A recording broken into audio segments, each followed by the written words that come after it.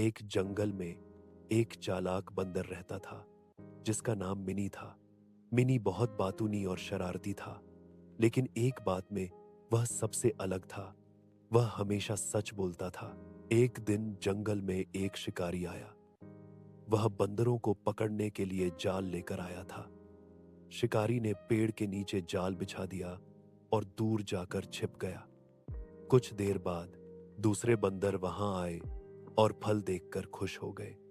वे नीचे उतरने ही लगे कि मिनी ने ऊंची आवाज में कहा, रुक जाओ, यह फल नहीं, जाल है। शिकारी तुम्हें पकड़ लेगा। सब बंदरों ने पहले तो मिनी की बात पर यकीन नहीं किया, मगर जब गौर से देखा तो वाकई नीचे जाल बिछा हुआ था। वे फौरन वापस दरख्तों पर चढ़ गए। शिकारी ने गुस्से से देखा कि उसका मंसूबा नाकाम हो गया।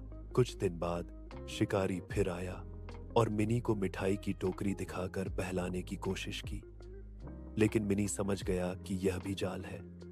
उसने फिर सबको खबरदार किया। इस बार जंगल के सब जानवर मिनी के पास आए और बोले, मिनी, तुमने हमें बचा लिया। तुम वाकई बहादुर और सच्चे बंदर हो। मिनी ने मुस्कुराकर कहा, सच बोलने से कभी नुकसान नहीं होता, बल्कि सच्चाई हमेशा सबको बचाती है। सबक: